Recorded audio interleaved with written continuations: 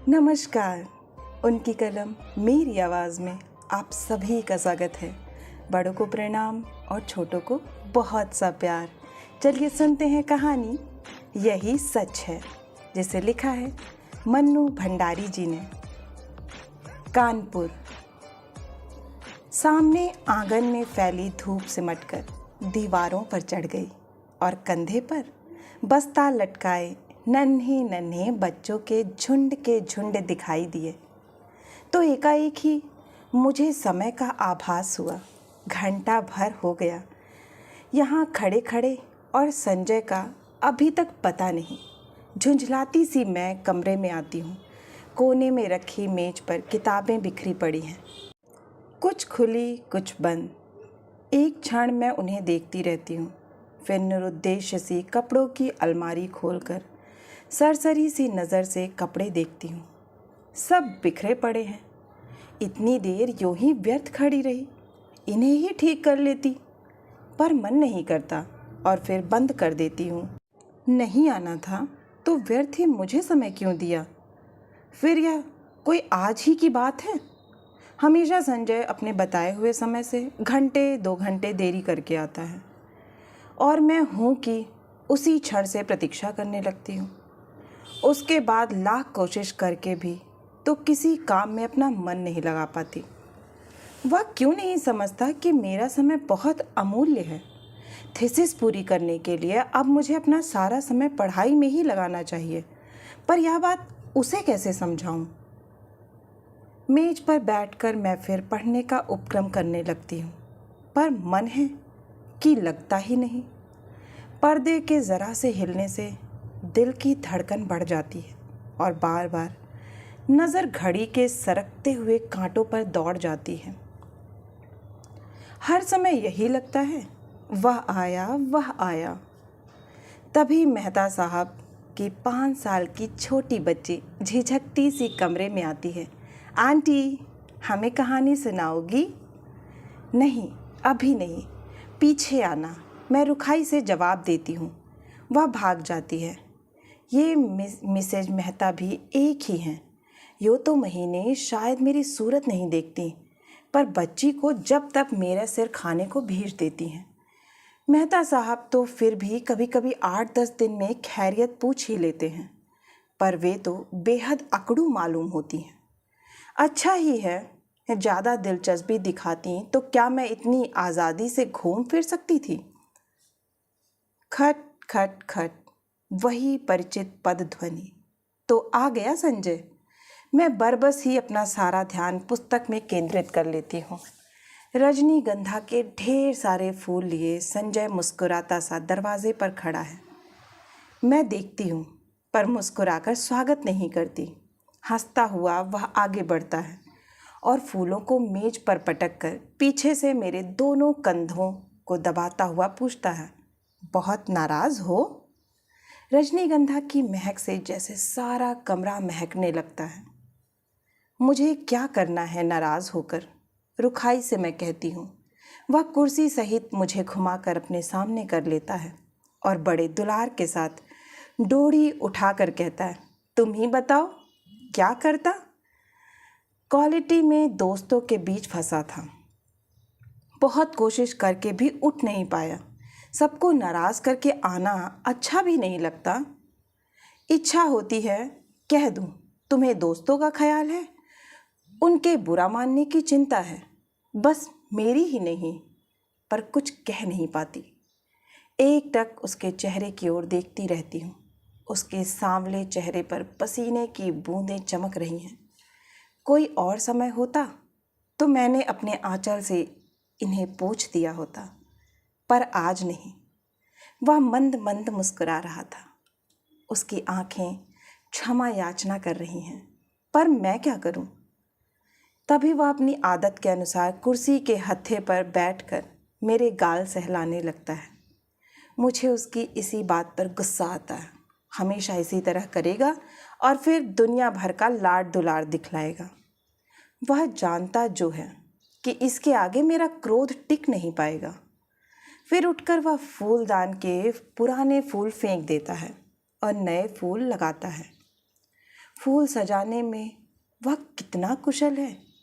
एक बार मैंने यूं ही कह दिया था कि मुझे रजनीगंधा के फूल बड़े पसंद हैं, तो उसने नियम ही बना लिया कि हर चौथे दिन ढेर सारे फूल लाकर मेरे कमरे में लगा देता है। और अब तो मुझे भी ऐसी आदत हो गई है कि एक दिन भी कमरे में फूल ना रहे तो ना पढ़ने में मन लगता है, ना सोने में।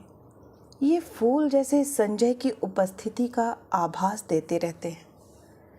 थोड़ी देर बाद हम घूमने निकल जाते हैं। एकाएक ही मुझे इरा के पत्र की बात याद आती है, जो बात सुनने के लिए मैं सवेरे से ही आतुर थी। इस गुस्सेबाजी में जाने कैसे उसे ही भूल गई। सुनो, इरा ने लिखा है कि किसी दिन भी मेरे पास इंटरव्यू का बुलावा आ सकता है। मुझे तैयार रहना चाहिए। कहाँ? कलकत्ता से? कुछ याद करते हुए संजय पूछता है और फिर एकाएक ही उछल पड़ता है। यदि तुम्हें वह जॉब मिल जाए तो मज़ा आ जाए दीपा, मज़ा आ जाए। हम सड़क पर हैं, नहीं तो अवश्य ही उसने आवेश में आकर कोई हरकत कर डाली होती। जाने क्यों मुझे उसका इस प्रकार प्रसन्न होना अच्छा नहीं लगता।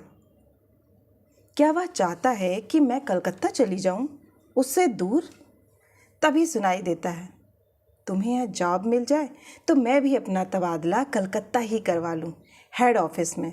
यहाँ की रोज़ की किचकिच से तो मेरा मन ऊब गया है। कितनी ही बार सोचा कि तबादले की कोशिश करूं, पर तुम्हारे ख्याल ने हमेशा मुझे बांध लिया। ऑफिस में शांति हो जाएगी, पर मेरी शामें कितनी वीरान हो जाएंगी। उसके स्वर की आर्द्रता ने मुझे छू लिया। एकाएक ही मुझे लगने लगा कि रात बड़ी सुहावनी हो चली है।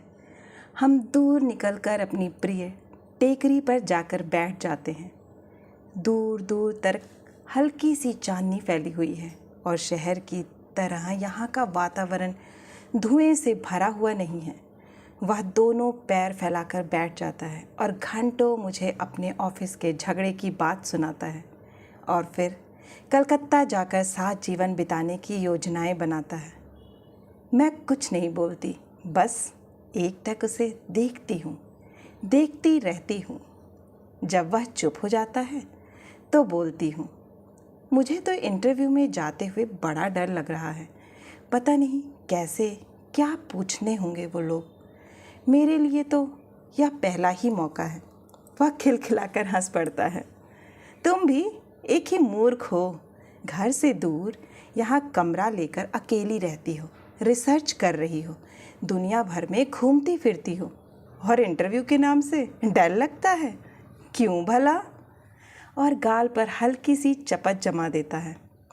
फिर समझाता हुआ कहता है, और देखो, आजकल ये इंटरव्यू आदि तो सब दिखावा मात्र होते हैं।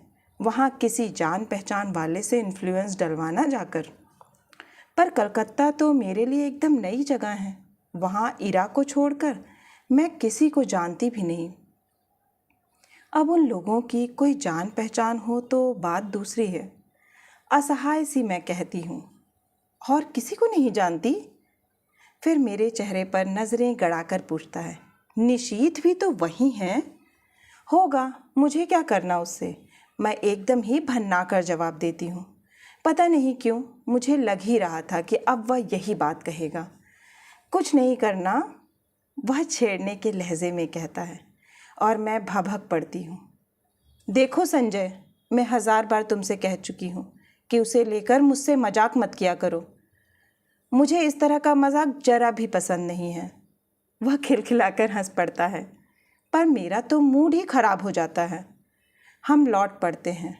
वह मुझे खुश करने के इरादे से मेरे कंधे पर हाथ रख देता है। मैं झपट कर हाथ हटा देती हूँ। क्या कर रहे हो? कोई देख लेगा तो क्या कहेगा? कौन है यहाँ जो देख लेगा? और देख लेगा तो देख लेगा, आप ही कुढ़ेगा। नहीं, हमें पसंद नहीं है यह बेशर्मी। और सच ही मुझे रास्ते में ऐसी हरकतें पसंद नहीं हैं, चाहे रास्ता निर्जन ही क्यों ना हो। पर है तो रास्ता ही, फिर कानपुर जैसी जगह। कमरे में लौटकर मैं उसे बैठने को कहती हूँ, पर वह बैठता नहीं, बस बाहों में भरकर एक बार चूम लेता है, यह भी जैसे उसका रोज का नियम है। वह चला जाता है।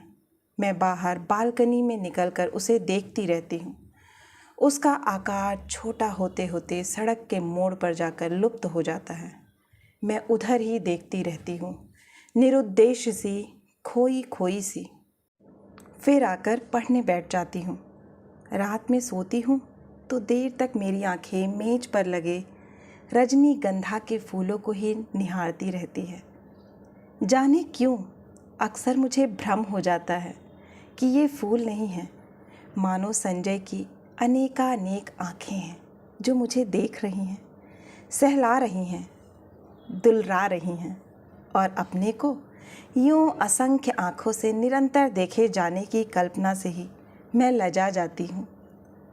मैंने संजय को भी एक बार यह बात बताई थी तो वह खूब हंसा था और फिर मेरे गालों को सहलाते हुए उसने कहा था कि मैं पागल हूँ, निरी मूर्खा हूँ। कौन जाने, शायद उसका कहना ही ठीक हो, शायद मैं पागल ही हूँ। कानपुर।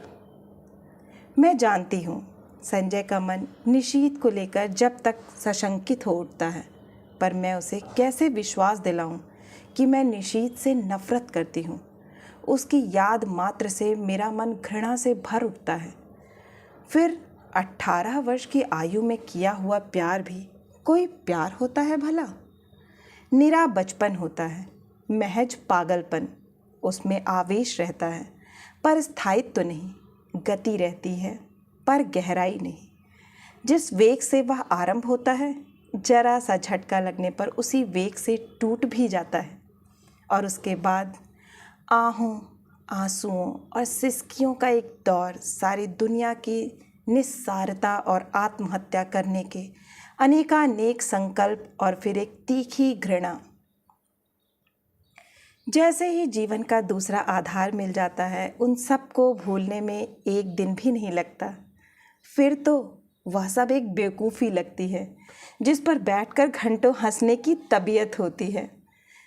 तब एकाएक ही इस बात का एहसास होता है कि ये सारे आंसू, ये सारी आहें उस प्रेम के लिए नहीं थीं, वरन जीवन की उस रिक्तता और शून्यता के लिए थीं जिसने जीवन को नीरस बनाकर बोझिल कर दिया था।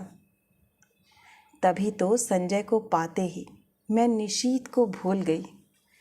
मेरे आंसू हंसी में बदल गए और आहों की जगह किलकारियां गूंजने लगीं। पर संजय है कि जब तक निशीत की बात को लेकर व्यर्थ ही खिन्न सा हो उठता है। मेरे कुछ कहने पर वह खिलखिला अवश्य पड़ता है, पर मैं जानती हूँ वह पूर्ण रूप से आश्वस्त नहीं है।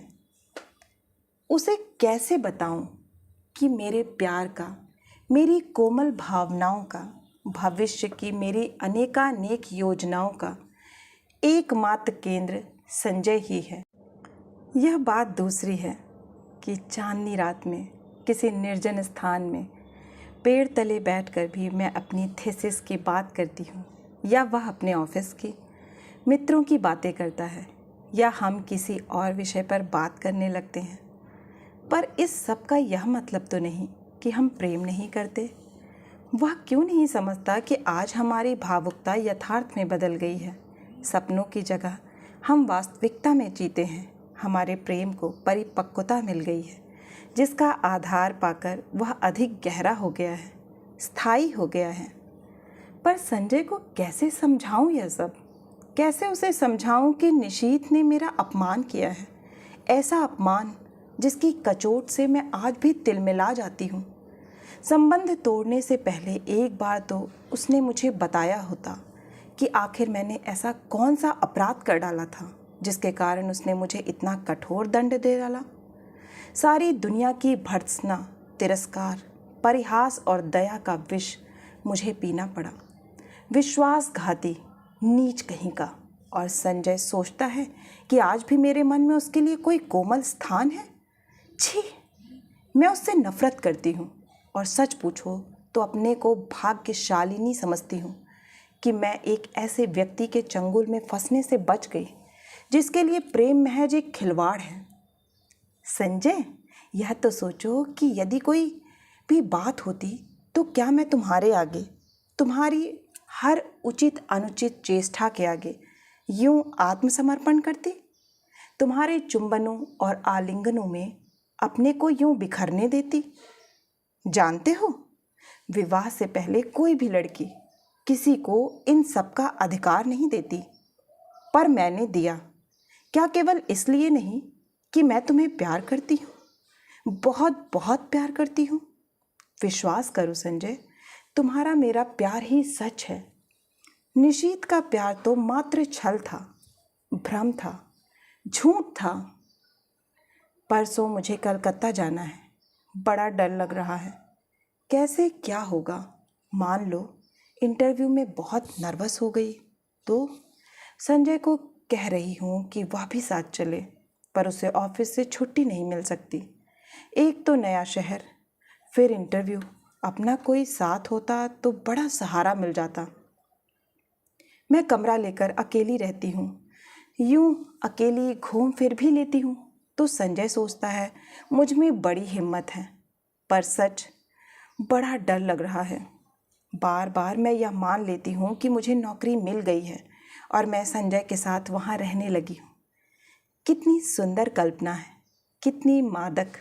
पर इंटरव्यू का भय मादकता से भरे इस स्वप्न जाल को छिन्न भिन्न कर देता है। काश संजय भी किसी तरह मेरे साथ चल पाता। कलकत्ता। गाड़ी जब हावड़ा स्टेशन के प्लेटफॉर्म पर प्रवेश करती है तो जाने कैसी विचित्र आशंका, विचित्र से भय से मेरा मन भर जाता है। प्लेटफॉर्म पर खड़े असंख्य नर नारियों में मैं इरा को ढूंढती हूँ। वह कहीं दिखाई नहीं देती। नीचे उतरने के बजाय खिड़की में से दूर दूर तक नज़रें दौड़ाती हूँ। आखिर एक कुली को बुलाकर अपना छोटा सा सूटकेस और बिस्तर उतारने का आदेश दे मैं नीचे उतर पड़ती हूँ। उस भीड़ को देखकर मेरी दहशत जैसे और बढ़ जाती है। तभी किसी के हाथ के स्पर्श से मैं बुरी तरह चौंक जाती हूँ। पीछे देखती हूँ तो इरा खड़ी है, रुमाल से चेहरे का पसीना पोंछते हुए कहती हूँ, ओफ, तुझे न देखकर मैं घबरा रही थी कि तुम्हारे घर भी कैसे पहुँचूँगी। बाहर आकर हम टैक्सी में बैठते हैं। अभी तक मैं स्वस्थ नहीं हो पाई हूँ। जैसे ही हावड़ा पुल पर गाड़ी पहुँचती है, हुगली के जल को स्पर्श करती हुई ठंडी हवाएं तन मन को एक ताजगी से भर देती हैं। इरा मुझे इस पुल की विशेषता बताती है और मैं विस्मित से उस पुल को देखती हूँ। दूर दूर तक फैले हुगली के विस्तार को देखती हूँ। उसकी छाती पर खड़ी और विहार करती अनेक नौकाओं को देखती हूँ, बड़े बड़े जहाज़ों को देखती हूँ।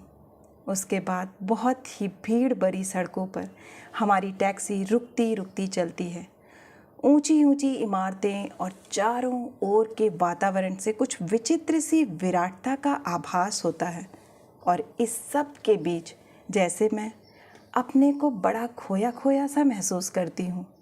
कहाँ पटना और कानपुर और कहाँ यह कलकत्ता।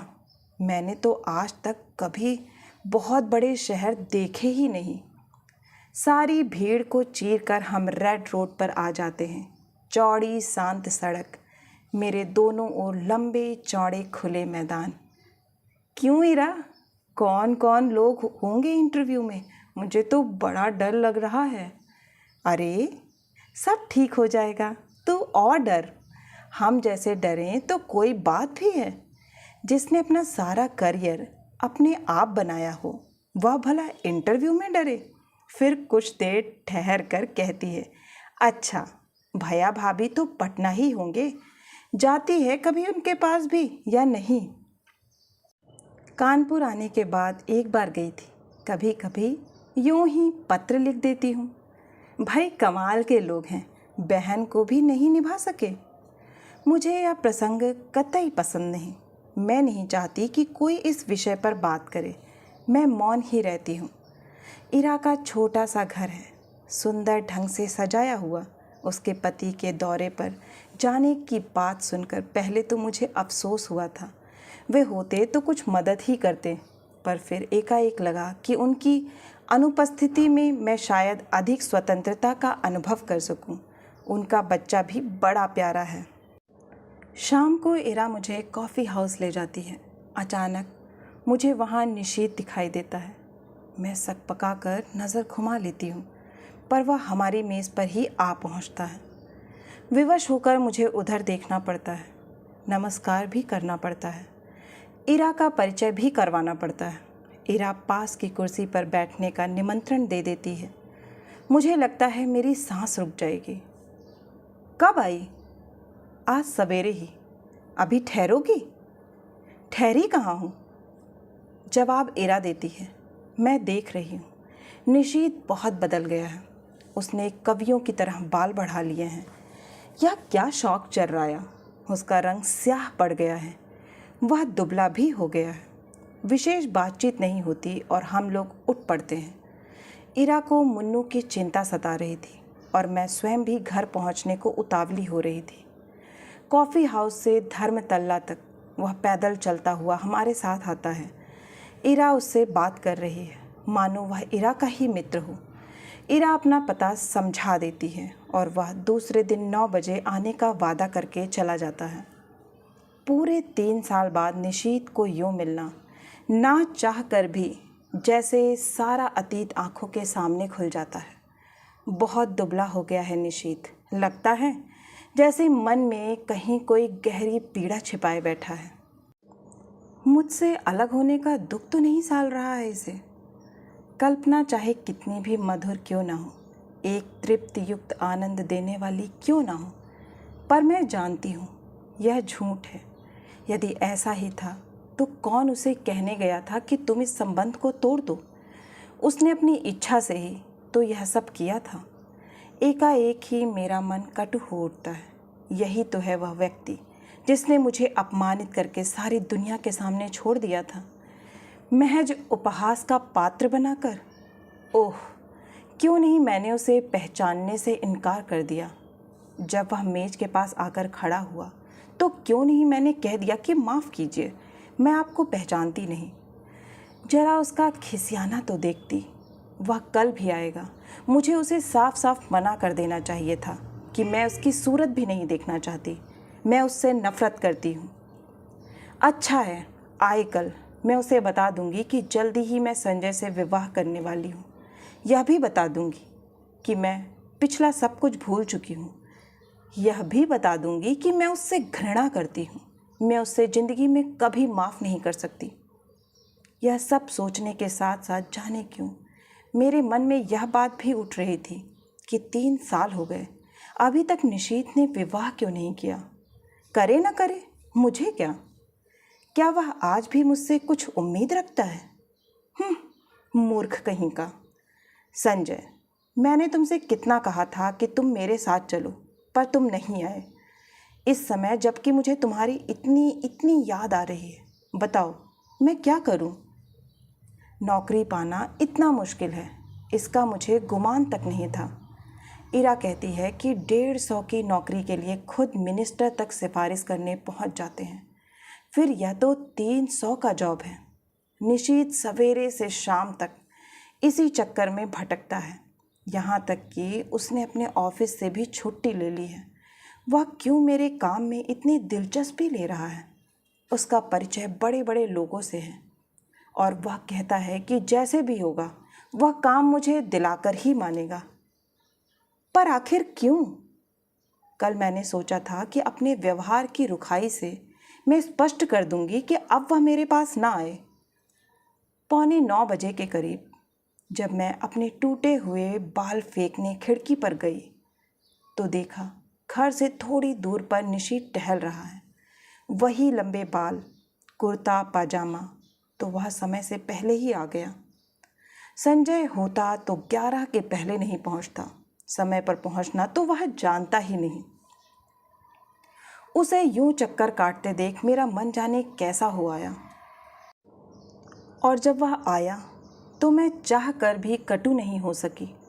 मैंने उसे कलकत्ता आने का मकसद बताया तो लगा कि वह बड़ा प्रसन्न हुआ। वहीं बैठे बैठे फ़ोन करके उसने इस नौकरी के संबंध में सारी जानकारी प्राप्त कर ली। कैसे क्या करना होगा उसकी योजना भी बना डाली। बैठे बैठे फ़ोन से ऑफिस को सूचना भी दे दी कि आज वह ऑफिस नहीं आएगा। विचित्र स्थिति मेरी हो रही थी। उसके इस अपनत्व भरे व्यवहार को मैं स्वीकार भी नहीं कर पाती थी, नकार भी नहीं पाती थी। सारा दिन मैं उसके साथ घूमती रही, पर काम की बात के अतिरिक्त उसने एक भी बात नहीं की। मैंने कई बार चाहा कि संजय की बात बता दूं, पर बता नहीं सकी। सोचा कहीं वह सुनकर यह दिलचस्पी लेना कम ना कर दे। उसके आज भर के प्रयत्नों से ही मुझे काफ़ी उम्मीद हो चली थी। यह नौकरी मेरे लिए कितनी आवश्यक है, मिल जाए तो संजय कितना प्रसन्न होगा, हमारे विवाहित जीवन के आरंभिक दिन कितने सुख में बीतेंगे। शाम को हम घर लौटते हैं। मैं उसे बैठने को कहती हूँ, पर वह बैठता नहीं, बस खड़ा ही रहता है। उसके चौड़े ललाट पर पसीने की बूंदें चमक रही हैं। एकाएक ही मुझे लगता है इस समय संजय होता तो मैं अपने आंचल से उसका पसीना पोंछ देती, और वह क्या बिना बाहों में भरे, बिना प्यार किए यूं ही चला जाता। अच्छा तो चलता हूँ। यंत्र चालित से मेरे हाथ जुड़ जाते हैं। वह लौट पड़ता है और मैं ठगी सी देखती रहती हूँ। सोते समय मेरी आदत है कि संजय के लाए हुए फूलों को निहारती रहती हूँ। यहाँ वे फूल नहीं हैं तो बड़ा सूना सूना सा लग रहा है। पता नहीं संजय, तुम इस समय क्या कर रहे हो? 3 दिन हो गए, किसी ने बाहों में भरकर प्यार तक नहीं किया। आज सवेरे मेरा इंटरव्यू हो गया है। मैं शायद बहुत नर्वस हो गई थी और जैसे उत्तर मुझे देने चाहिए वैसे नहीं दे पाई, पर निशीथ ने आकर बताया कि मेरा चुना जाना करीब करीब तय हो गया है। मैं जानती हूँ यह सब निशीथ की वजह से ही हुआ है। ढलते सूरज की धूप निशीथ के बाएं गाल पर पड़ रही थी और सामने बैठा निशीथ इतने दिन बाद एक बार फिर मुझे बड़ा प्यारा सा लगा। मैंने देखा मुझसे ज़्यादा वह प्रसन्न है। वह कभी किसी का एहसान नहीं लेता, पर मेरी खातिर उसने ना जाने कितने लोगों को एहसान लिया होगा। आखिर क्यों? क्या वह चाहता है कि मैं कलकत्ता आकर रहूं उसके साथ, उसके पास? एक अजीब सी पुलक से मेरा तन मन सिहर उठता है। वह ऐसा क्यों चाहता है? उसका ऐसा चाहना बहुत गलत है, बहुत अनुचित है। मैं अपने मन को समझाती हूँ, ऐसी कोई बात नहीं है। शायद वह केवल मेरे प्रति किए गए अन्याय का प्रतिकार करने के लिए यह सब कर रहा है। पर क्या वह समझता है कि उसकी मदद से नौकरी पाकर मैं उसे क्षमा कर दूंगी, या जो कुछ उसने किया है उसे भूल जाऊंगी? असंभव। मैं कल ही उसे संजय की बात बता दूंगी। आज तो इस खुशी में पार्टी हो जाए। काम की बात के अलावा यह पहला वाक्य मैं उसके मुंह से सुनती हूँ। मैं इरा की ओर देखती हूँ। वह प्रस्ताव का समर्थन करके भी मुन्नू की तबीयत का बहाना लेकर अपने को काट लेती है।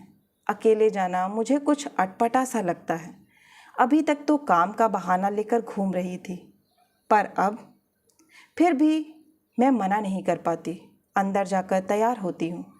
मुझे याद आता है निशीथ को नीला रंग बहुत पसंद था। मैं नीली साड़ी ही पहनती हूँ। बड़े चाव और सतर्कता से अपना प्रसाधन करती हूँ और बार बार अपने को टोकती जाती हूँ। किसको रिझाने के लिए यह सब हो रहा है? क्या यह निरा पागलपन नहीं है? सीढ़ियों पर निशीथ हल्की सी मुस्कुराहट के साथ कहता है, इस साड़ी में तुम बहुत सुंदर लग रही हो। मेरा चेहरा तमतमा जाता है, कनपट्टियाँ सुर्ख हो जाती हैं। मैं चुपचाप ही इस वाक्य के लिए तैयार नहीं थी। यह सदा चुप रहने वाला निशीथ बोला भी तो ऐसी बात। मुझे ऐसी बातें सुनने की ज़रा भी आदत नहीं है। संजय ना कभी मेरे कपड़ों पर ध्यान देता है, न ऐसी बातें करता है, जबकि उसे पूरा अधिकार है, और यह बिना अधिकार ऐसी बातें करे। पर जाने क्या है कि मैं उस पर नाराज़ नहीं हो पाती हूँ, बल्कि एक पुलक में सिरहन महसूस करती हूँ। सच, संजय के मुंह से ऐसा वाक्य सुनने को मेरा मन तरसता रहता है, पर उसने कभी ऐसी बात नहीं की। पिछले 2.5 साल से मैं संजय के साथ रह रही हूँ। रोज़ ही शाम को हम घूमने जाते हैं। कितनी ही बार मैंने श्रृंगार किया, अच्छे कपड़े पहने, पर प्रशंसा का एक शब्द भी उसके मुंह से नहीं सुना। इन बातों का उसको ध्यान ही नहीं होता। यह देखकर भी जैसे यह सब नहीं देख पाता। इस वाक्य को सुनने के लिए तरसता हुआ मेरा मन जैसे रस से नहा जाता है। पर निशीथ ने यह बात क्यों कही? उसे क्या अधिकार है? क्या सचमुच ही उसे अधिकार नहीं है? नहीं है। जाने कैसी मजबूरी है, कैसी विवशता है कि मैं इस बात का जवाब नहीं दे पाती हूँ। निश्चयात्मक दृढ़ता से नहीं कह पाती कि साथ चलते इस व्यक्ति को सचमुच ही मेरे विषय में ऐसी अवांछित बात कहने का कोई अधिकार नहीं है। हम दोनों टैक्सी में बैठते हैं। मैं सोचती हूँ आज मैं इसे संजय की बात बता दूंगी। Sky room. निशीथ टैक्सी वाले को आदेश देता है। टुन की घंटी के साथ मीटर डाउन होता है और टैक्सी हवा से बातें करने लगती है। निशीथ बहुत सतर्कता से एक कोने में बैठता है, बीच में इतनी जगह छोड़कर कि यदि हिचकोला खाकर भी टैक्सी रुके तो हमारा स्पर्श ना हो।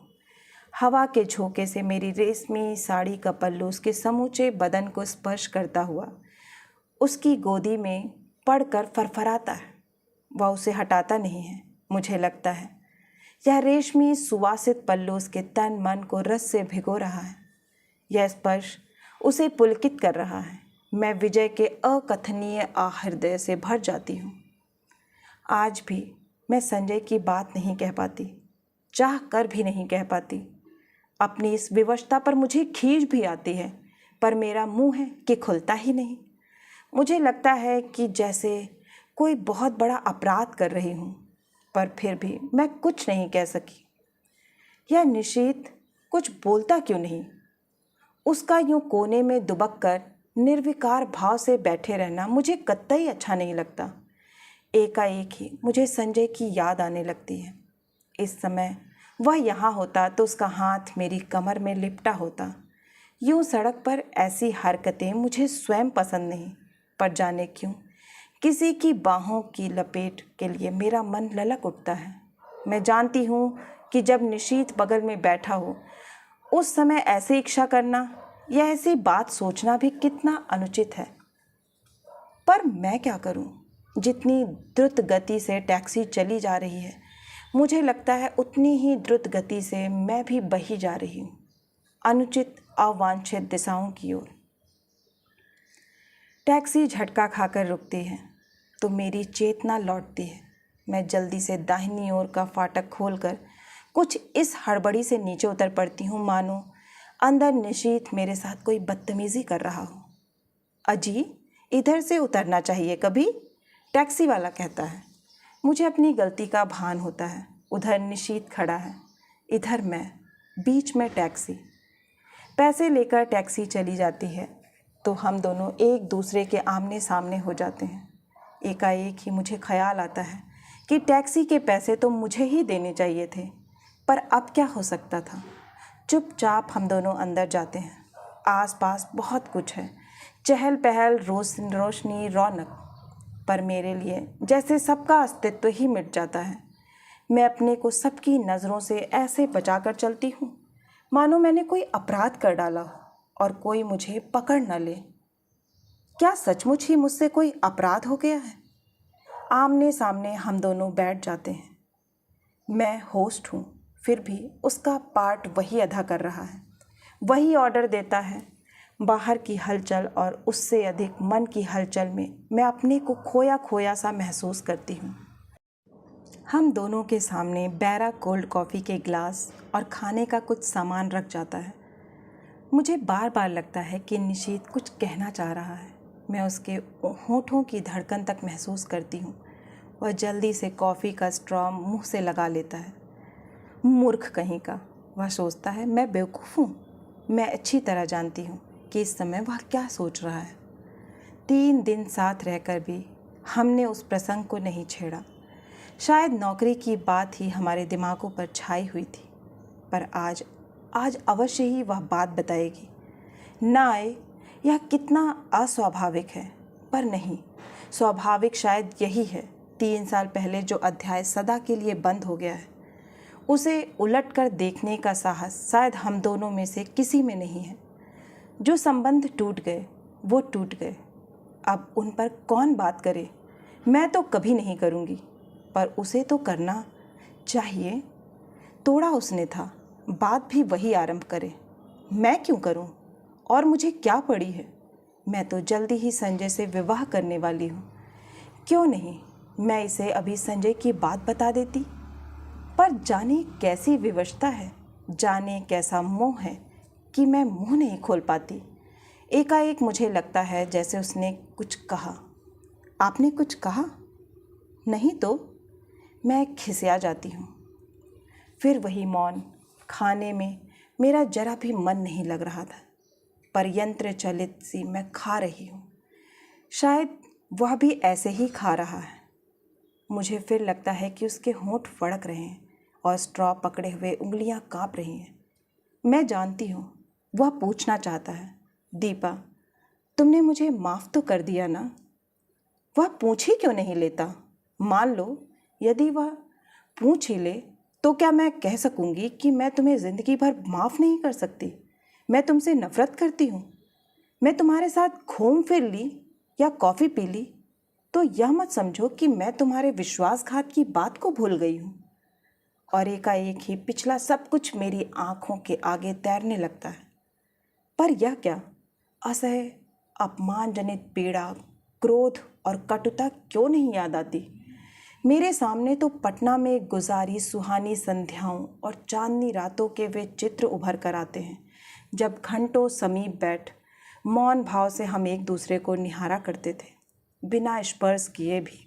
जाने कैसी मादकता तन मन को विभोर किए रहती थी, जाने कैसी तन्मयता में हम डूबे रहते थे, एक विचित्र सी स्वप्न चलित दुनिया में। मैं कुछ बोलना भी चाहती तो वह मेरे मुंह पर उंगली रखकर कहता, आत्मीयता के ये क्षण अनकहे ही रहने दो दीपा। आज भी तो हम मौन ही हैं, एक दूसरे के निकट ही हैं। क्या आज भी हम आत्मीयता के उन्हीं क्षणों में गुजर रहे हैं? मैं अपनी सारी शक्ति लगाकर चीख पड़ना चाहती हूँ, नहीं नहीं नहीं, पर कॉफ़ी सिप करने के अतिरिक्त मैं कुछ नहीं कर पाती। मेरा यह विरोध हृदय की ना जाने कौन सी अतल गहराइयों में डूब जाता है। निशीथ मुझे बिल नहीं देने देता। एक विचित्र सी भावना मेरे मन में उठती है कि छीना झपटी में किसी तरह मेरा हाथ इसके हाथ से छू जाए। मैं अपने स्पर्श से उसके मन के तारों को झंझना देना चाहती हूँ, पर वैसा अवसर नहीं आता। बिल वही देता है, मुझसे तो विरोध भी नहीं किया जाता। मन में प्रचंड तूफान, पर फिर भी निर्विकार भाव से मैं टैक्सी में आकर बैठती हूँ। फिर वही मौन, वही दूरी। पर जाने क्या है कि मुझे लगता है कि निशीथ मेरे बहुत निकट आ गया है, बहुत ही निकट। बार बार मेरा मन करता है कि क्यों नहीं निशीथ मेरा हाथ पकड़ लेता, क्यों नहीं मेरे कंधे पर हाथ रख देता। मैं ज़रा भी बुरा नहीं मानूंगी, ज़रा भी नहीं, पर वह कुछ भी नहीं करता। सोते समय रोज़ की तरह मैं आज भी संजय का ध्यान करते हुए ही सोना चाहती हूँ, पर निशीथ है कि बार बार संजय की आकृति को हटाकर स्वयं आ खड़ा होता है। अपनी मजबूरी पर खींच खींच जाती हूँ। आज कितना अच्छा मौका था सारी बात बता देने का, पर मैं जाने कहाँ भटकती थी कि कुछ भी नहीं बता पाई। शाम को मुझे निशीथ अपने साथ लेक ले गया। पानी के किनारे हम घास पर बैठ गए। कुछ दूर पर काफ़ी भीड़ भाड़ और चहल पहल थी, पर यह स्थान अपेक्षाकृत शांत था। सामने लेक के पानी में छोटी छोटी लहरें उठ रही थीं। चारों ओर के वातावरण का कुछ विचित्र सा भाव मन पर पड़ रहा था। अब तो तुम यहाँ आ जाओगी, मेरी ओर देखकर उसने कहा। हाँ, नौकरी के बाद क्या इरादा है? मैंने देखा उसकी आंखों में कुछ जानने की आतुरता फैलती जा रही है, शायद कुछ कहने की भी। मुझसे कुछ जानकर वह अपनी बात कहेगा। कुछ नहीं, जाने क्यों मैं यह कहकर रुक गई। कोई है जो मुझे कचोट डाल रहा है। क्यों नहीं मैं बता देती कि नौकरी के बाद मैं संजय से विवाह करूंगी। मैं संजय से प्रेम करती हूँ। वह मुझसे प्रेम करता है। वह बहुत अच्छा है, बहुत ही। वह मुझे तुम्हारी तरह धोखा नहीं देगा। पर मैं कुछ भी तो नहीं कह पाती। अपनी इस बेबसी पर मेरी आंखें छलछला आती हैं। मैं दूसरी ओर मुंह फेर लेती हूँ। तुम्हारे यहाँ आने से मैं बहुत खुश हूँ। मेरी सांस जहाँ की तहाँ रुक जाती है आगे के शब्द सुनने के लिए, पर शब्द नहीं आते। बड़ी कातर, करुण और याचना भरी दृष्टि से मैं उसे देखती हूँ, मानो कह रही हूँ कि तुम कह क्यों नहीं देते निशीथ कि आज भी तुम मुझे प्यार करते हो। तुम मुझे सदा अपने पास रखना चाहते हो। जो कुछ हो गया है उसे भूलकर तुम मुझसे विवाह करना चाहते हो। कह दो निशीथ, कह दो। यह सुनने के लिए मेरा मन अकुला रहा है, छटपटा रहा है। मैं बुरा नहीं मानूंगी, जरा भी बुरा नहीं मानूंगी। मान ही कैसे सकती हूँ निशीथ।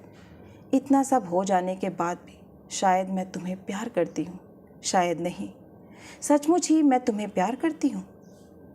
मैं जानती हूँ तुम कुछ नहीं कहोगे, सदा के ही मितभाषी जो हो। फिर भी कुछ सुनने के आतुरता के लिए मैं तुम्हारी तरफ देखती रहती हूँ, पर तुम्हारी नज़र तो लेक के पानी पर जमी हुई है, शांत, मौन। आत्मीयता के ये क्षण अनकहे भले ही रह जाएं, पर अनबुझे नहीं रह सकते।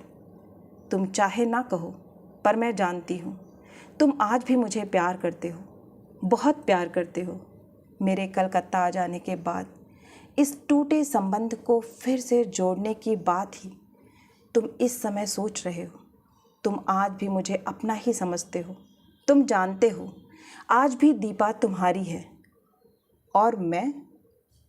लगता है इस प्रश्न का उत्तर देने का साहस मुझ में नहीं है।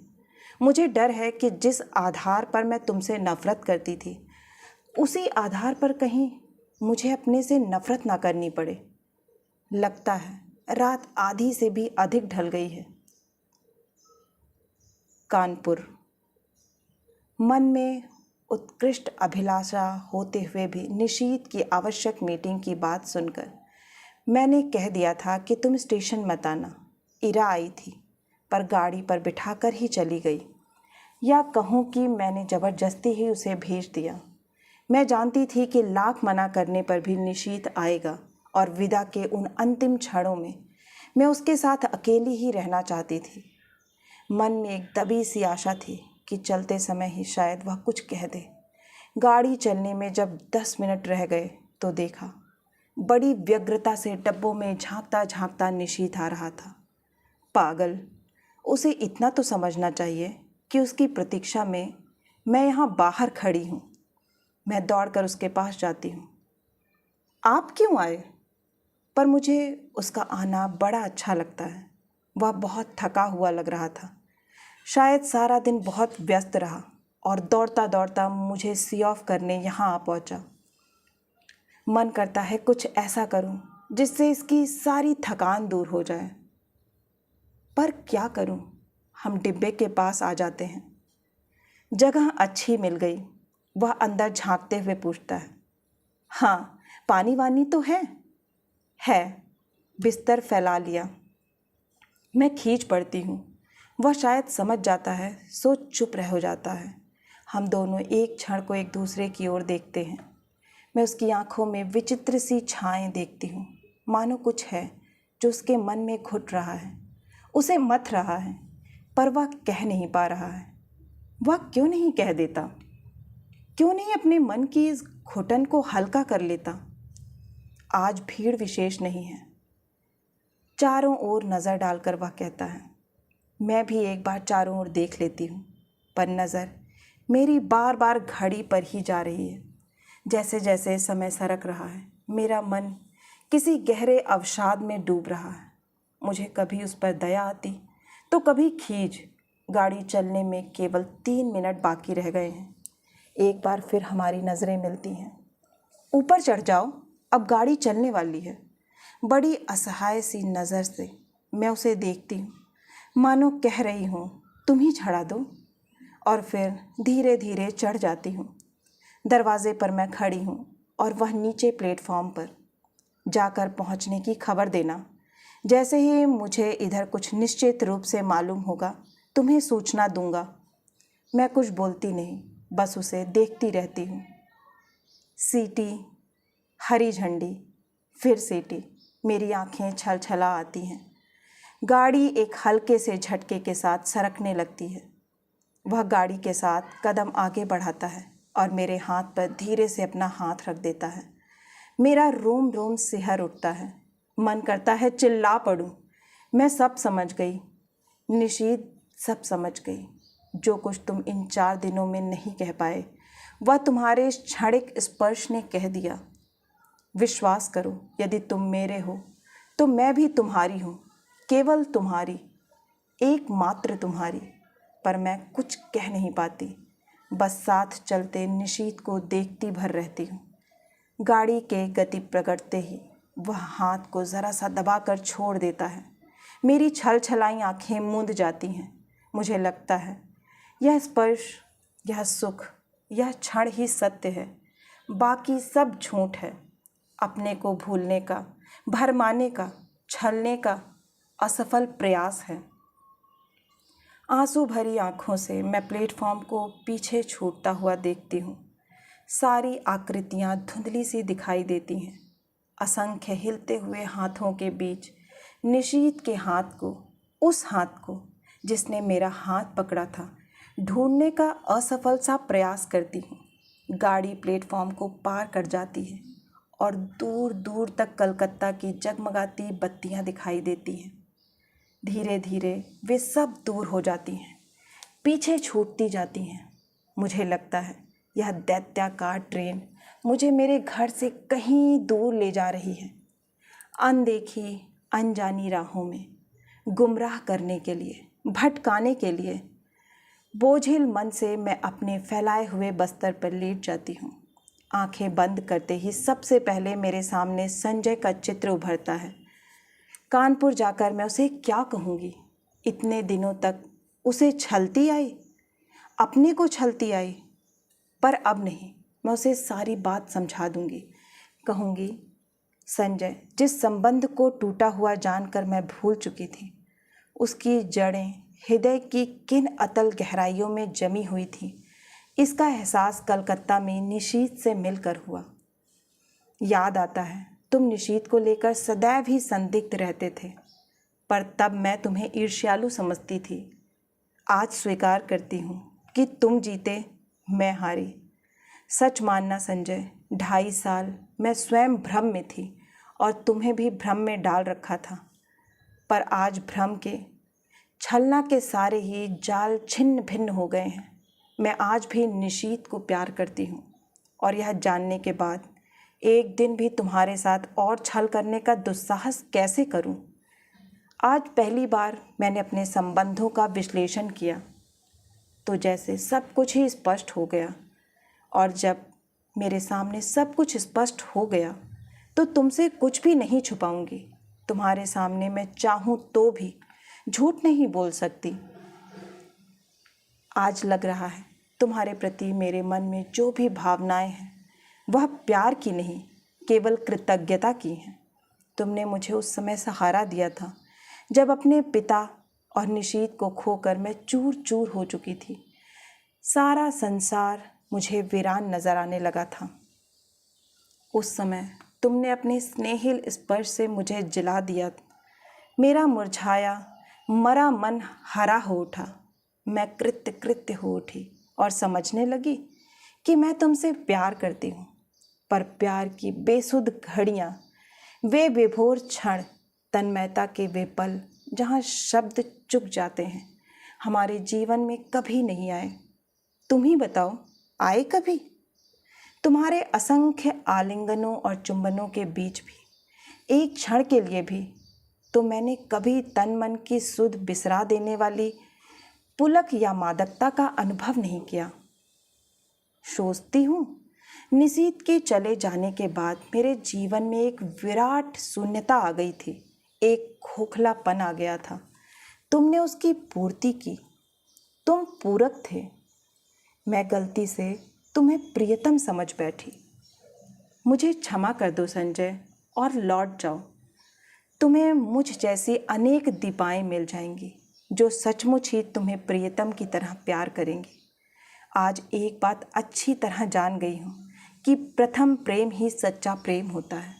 बाद में किया हुआ प्रेम तो अपने को भूलने का, भरमाने का प्रयास मात्र होता है। इसी तरह की असंख्य बातें मेरे दिमाग में आती हैं जो मैं संजय से कहूँगी। कह सकूँगी यह सब, लेकिन कहना तो होगा ही। उसके साथ अब एक दिन भी छल नहीं कर सकती। मन से किसी और की आराधना करके तन से उसकी होने का अभिनय करती हूँ। छी, नहीं जानती यही सब सोचते सोचते मुझे कब नींद आ गई। लौटकर अपना कमरा खोलती हूँ तो देखती हूँ सब कुछ ज्यों का त्यों, सिर्फ फूलदान के रजनीगंधा मुरझा गए हैं। कुछ फूल झरकर जमीन पर इधर उधर भी बिखर गए हैं। आगे बढ़ती हूँ तो जमीन पर पड़ा एक लिफाफा दिखाई देता है। संजय की लिखाई है। खोला तो छोटा सा पत्र था। दीपा, तुमने जो कलकत्ता जाकर कोई सूचना ही नहीं दी। मैं आज ऑफिस के काम से कटक जा रहा हूँ। 5-6 दिन में लौट आऊँगा। तब तक तुम आ ही जाओगी। जानने को उत्सुक हूँ कि कलकत्ता में क्या हुआ। तुम्हारा संजय। एक लंबा निश्वास निकल जाता है। लगता है एक बड़ा बोझ हट गया। इस अवधि में तो मैं अपने को अच्छी तरह तैयार कर लूँगी। नहा धोकर सबसे पहले मैं निशीत को पत्र लिखती हूँ। उसकी उपस्थिति से जो हिचक मेरे होंठ बंद किए हुए थी, दूर रहकर वह अपने आप ही टूट जाती है। मैं स्पष्ट शब्दों में लिख देती हूँ कि चाहे उसने कुछ नहीं कहा, फिर भी मैं सब कुछ समझ गई हूँ।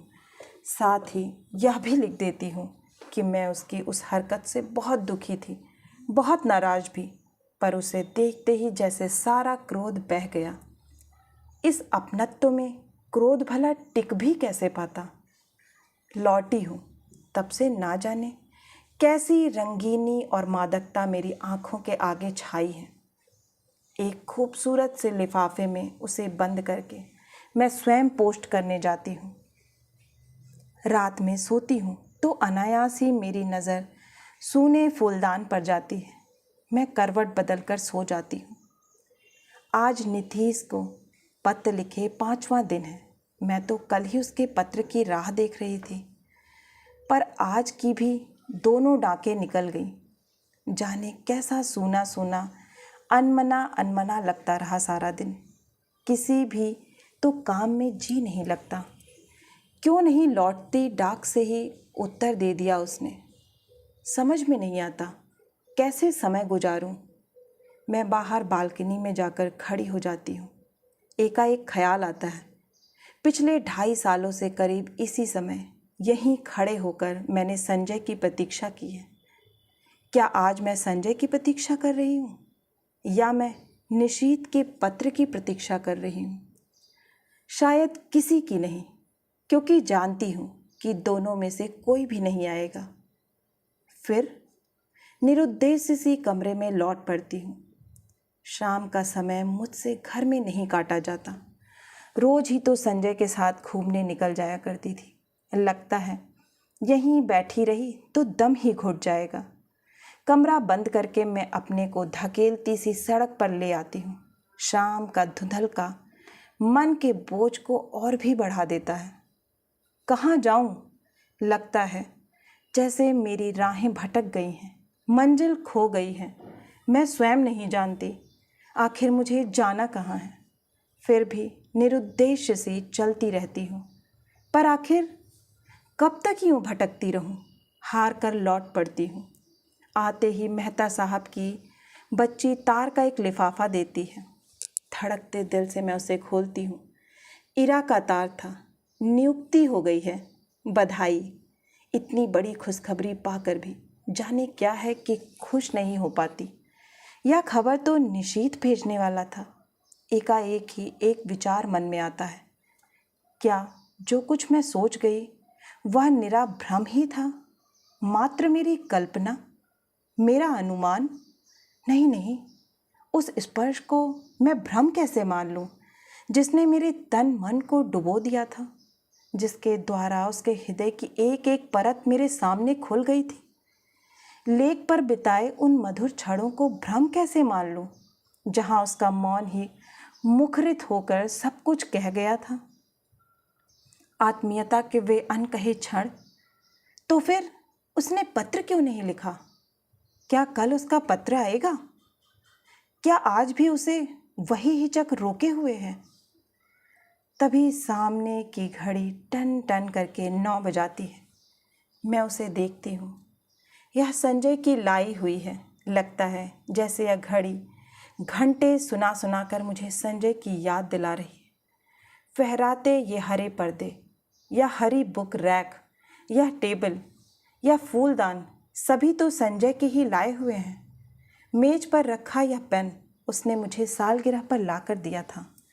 अपनी चेतना के इन बिखरे सूत्रों को समेटकर मैं फिर पढ़ने का प्रयास करती हूँ, पर पढ़ नहीं पाती। हार कर मैं पलंग पर लेट जाती हूँ। सामने के फूलदान का सूनापन मेरे मन के सूनेपन को और अधिक बढ़ा देता है। मैं कसकर आंखें मूंद लेती हूँ। एक बार फिर मेरी आंखों के आगे लेक का स्वच्छ नीला जल उभर आता है, जिसमें छोटी छोटी लहरें उठ रही थीं। उस जल की ओर देखते हुए निशीथ की आकृति उभर कर आती है। वह लाख जल की ओर देखे, पर चेहरे पर अंकित उसके मन की हलचल को मैं आज भी इतनी दूर रहकर भी महसूस करती हूँ। कुछ ना कह पाने की मजबूरी, उसकी विवशता, उसकी घुटन आज भी मेरे सामने साकार हो उठती है। धीरे धीरे लेक के पानी का विस्तार सिमटता जाता है और एक छोटी सी राइटिंग टेबल में बदल जाता है, और मैं देखती हूँ कि एक हाथ में पेन लिए और दूसरे हाथ की उंगलियों को बालों में उलझाए निशीथ बैठा है। वही मजबूरी, वही विवशता, वही घुटन लिए।